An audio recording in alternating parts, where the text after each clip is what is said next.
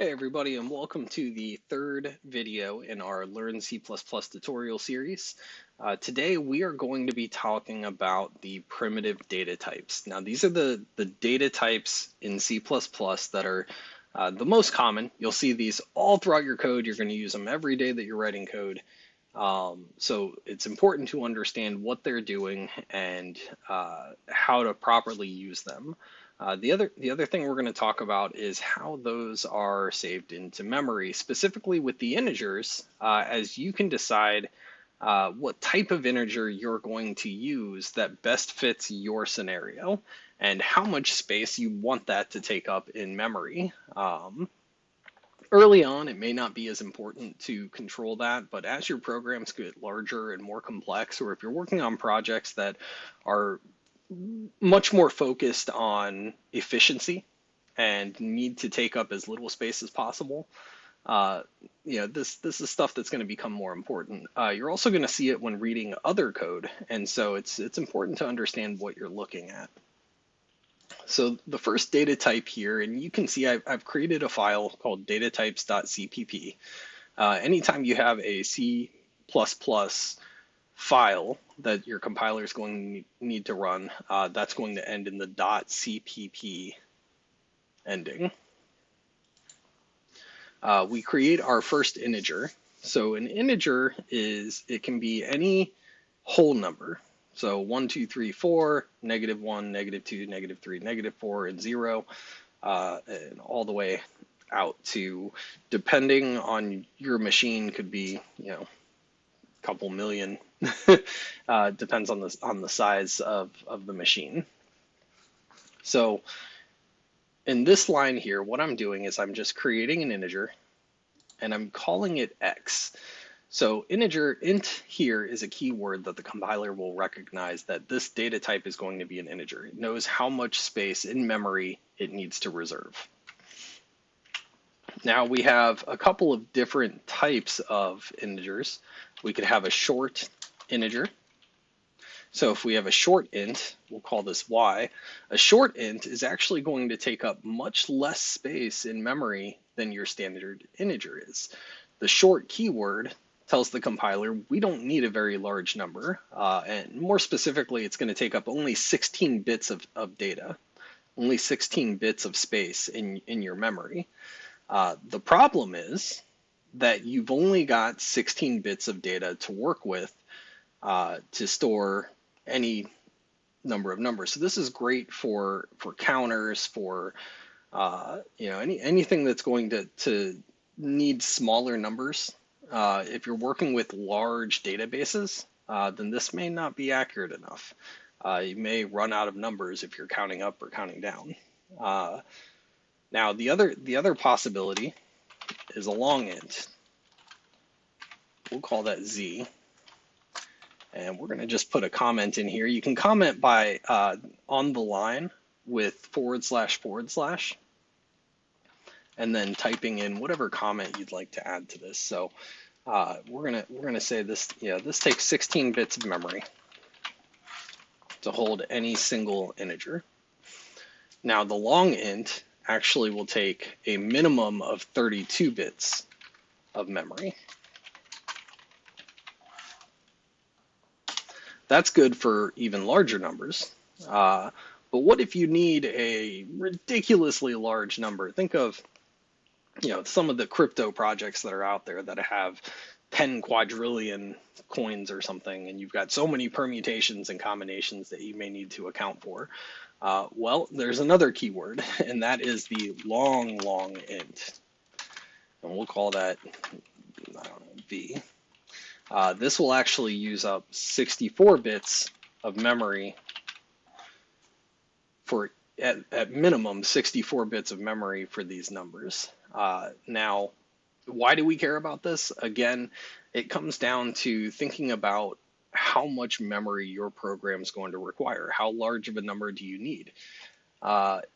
If you are working with really small numbers, but you use a long int every time you create an integer variable of long int, you're reserving 32 bits of memory. that 32 bits cannot be used for anything else while your program is active, while that integer still exists within your program.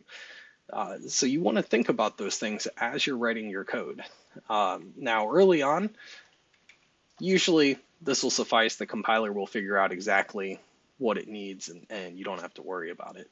But as you get into writing code that requires a lot more precision, you're trying to work towards efficiency, then you want to start thinking about these other data types. You'll also run into these when reading other people's code, so it's important to understand what you're looking at. The other piece you may see sometimes is signed or unsigned. So a signed int, we'll call it t, a signed int is an integer that can be positive or negative. So positive or negative. So this means that you could have -7, -8, -9, or +7, +8, +9. An unsigned int is exactly what you would think it's going to be. It does not have a sign to it, so it can only be positive numbers. Well, why would I want to use an unsigned int instead of a signed int? Well, if you're working on an application that only requires positive numbers, for example, you're tracking how many times something happens, right? Well, it's not gonna happen -1 times or -2 times. It's only going to happen 1, 2, 3, 4, all the way up to however large your number is.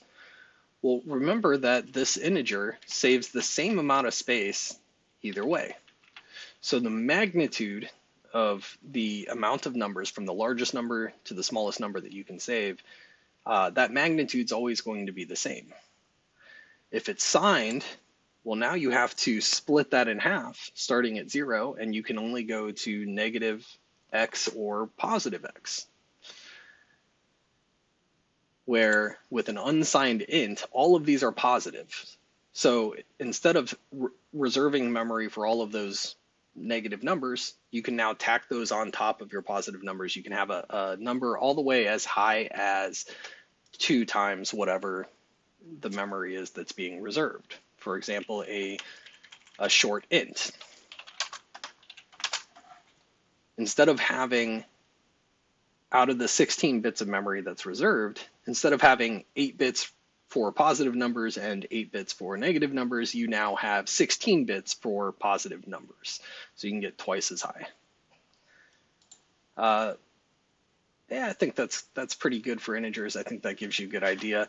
Let's start taking a look at float and double, right?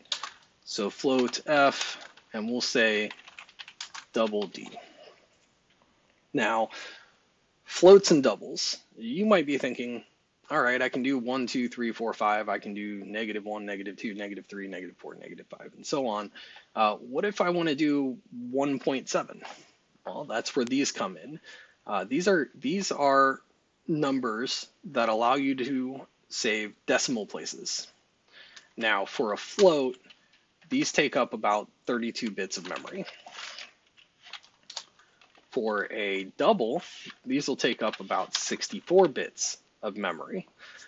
Nowadays, because machines are so much faster than they used to be, double's kind of the standard. That's what you're going to see most places, but it is possible to see a float. Again, the only difference really in the amount of bits tells you how precise or how many decimal places can you have. For most applications, you're not going to reach those maximums, so float or double would probably work. But if you need something that is precise down to 100 decimal places, you might want to use a double, or more specifically, a long double. So just like with integers, you can use the long keyword to make a very large double. Now, each of these going from top to bottom, a float is to its own precision. A double can be as precise or better as a float, and a long double can be as precise or better than a double or a float. The other thing you'll run into sometimes is some compilers will actually treat a long double as no different than a double. So that is something that you have to consider based on the compiler that you're running. For now, I'd say the most important thing is stick to doubles. 9 times out of 10, that's what you're going to use. Moving on. So, and let me just show here. So how would we assign this value, right? So not moving on. Take that back. So if I made a double D here, right? So I can assign D to be 0.5789, whatever. All right, the next one we're going to take a look at, and let me go ahead and delete this, get rid of this stuff, is the char character. Easy enough, right? A character is going to be things like A, B, C, and so on. The way we would describe this is with the keyword char, and then whatever we want to call it. So I'm just going to call it character. And the way that we would assign this a value is using these single quotation marks. Now, what can I do with that? Well, for now, not a lot until we start getting into working with strings. But one thing we could do is we can actually compare characters to each other to see, are they equal? So let's say you're taking input to a program and you want to check, is this character that the user has put in, is that a Y for yes? Well, you can use an if statement, and we'll get into those later. But we could say that, if, so we're gonna create another char called input, and we're not going to give it a value because we're going to get that from the user. So you could say something along the lines of, if character is equal to input, then do some stuff. We assign our character to yes. And so eventually in our code, we have somewhere where it's, it tells the user, hey, give us a yes if you want me to do that stuff. And then you check it in here. And if your character is equal to the input, meaning that the input that we saved from the user was a Y, and we have our Y for character, are they equivalent? Yes, do whatever it is that we want our code to do. All right. Next is the bool. So a bool, or Boolean value, is very simple. It's either true or it's false. In C++, false is equivalent to your integer 0. True is saved as 1, but in reality, anything that is not 0 is considered to be true in your code. So for example, in our previous one, we had a character with a whatever.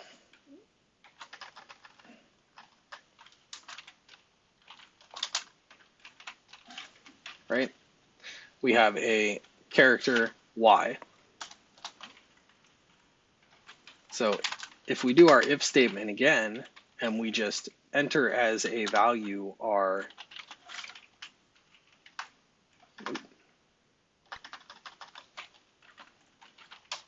right, do stuff. So we enter as a value our character T. Well, what this line of code is going to do, it's not comparing it to anything. Well, yes, it is. It's checking the value Y, which internally is actually a number, and that number is not 0. And so this will evaluate as true. And so because of that, this will all run. And I did actually pull up here, this is the ASCII table from C++ reference, and you're going to use this a lot, cppreference.com.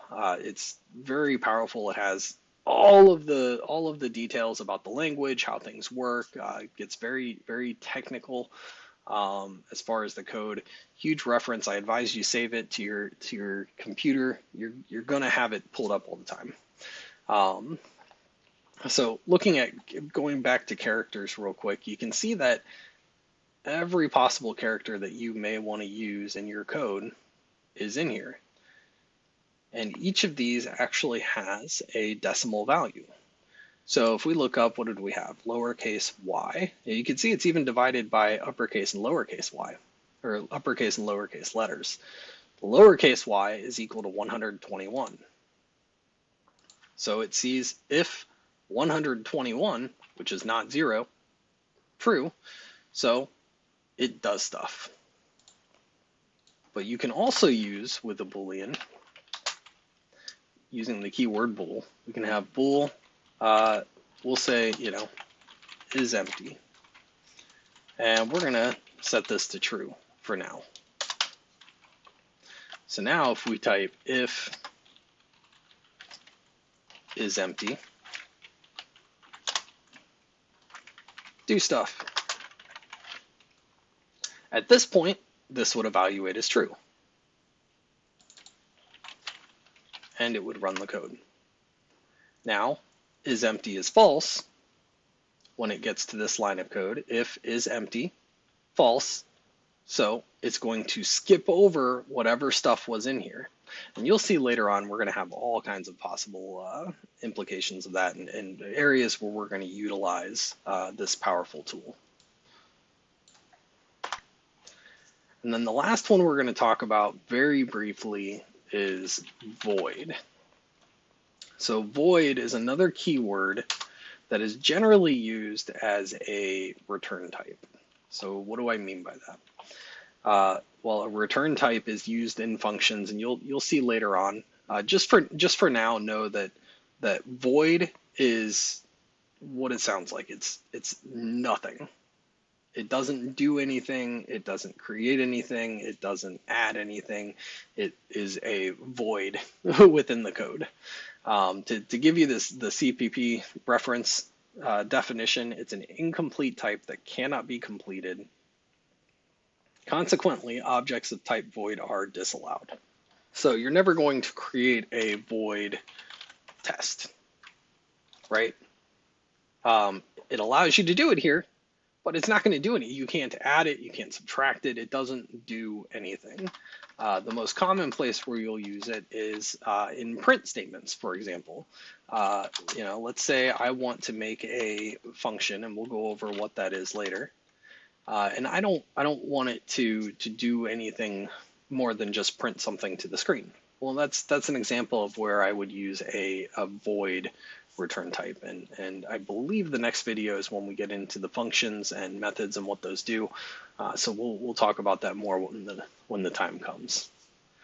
Anyways, well, that is all I've got for today. That gives you a quick overview of all of the data types. We're getting real close to writing our first program, so thanks again for stopping by, and I look forward to seeing you next time.